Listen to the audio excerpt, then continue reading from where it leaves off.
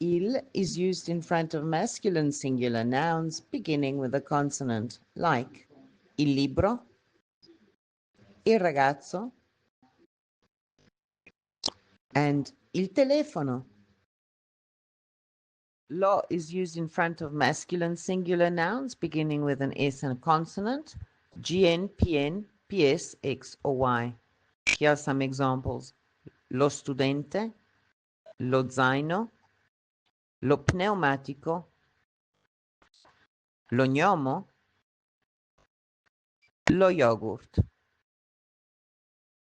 La is used in front of singular feminine nouns beginning with a consonant, like la ragazza, la casa, or la studentessa.